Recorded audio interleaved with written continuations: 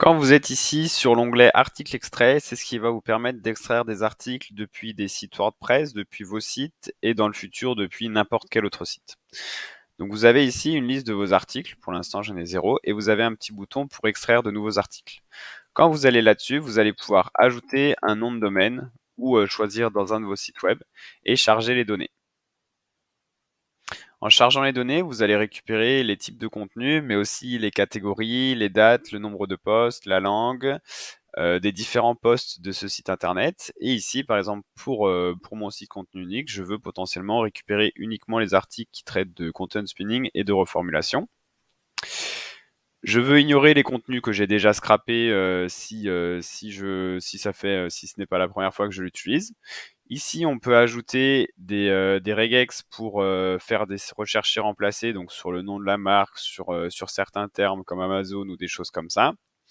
Et on peut aussi ignorer des articles si certains mots sont présents. Donc potentiellement ici, je peux mettre article sponsorisé, Amazon, affiliation. Tous ces articles-là, je ne veux pas les récupérer. Là, je peux mettre un label pour ensuite m'y retrouver plus facilement dans les articles que j'ai extraits. Donc là, on va mettre article démo.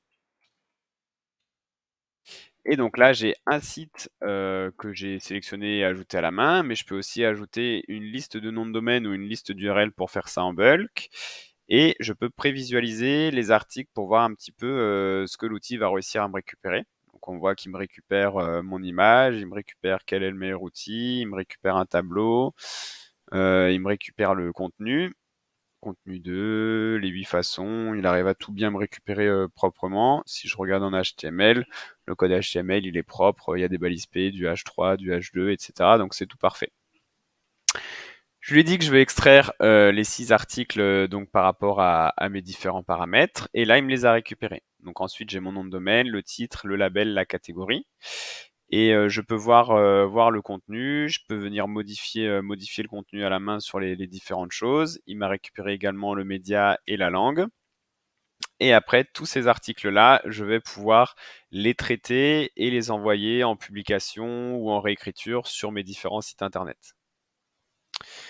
Donc imaginons qu'ensuite je veux réécrire ces articles-là et les publier sur mes propres sites. Donc je vais en sélectionner quelques-uns, sachant qu'on a des filtres ici pour les retrouver plus facilement. Ensuite, on clique sur traiter les articles sélectionnés. Ici, on a un petit récap où on peut venir modifier le contenu, modifier les médias ou modifier les différentes informations avant de les envoyer à la réécriture ou à la publication. Je veux les supprimer de ma base après l'export pour pas que je les réécrive ou que je les republie sur un autre site internet la fois d'après. Je peux aussi exporter en Excel si jamais je veux le modifier à la main. Je l'envoie à la réécriture en masse. Du coup là, c'est comme avec l'autre interface, je lui dis ce que je veux réécrire. Donc moi, je veux réécrire le contenu et mon titre. Fichier contient des en-têtes, je veux réécrire dans le fichier importé, je veux une seule variation. Je valide mon fichier.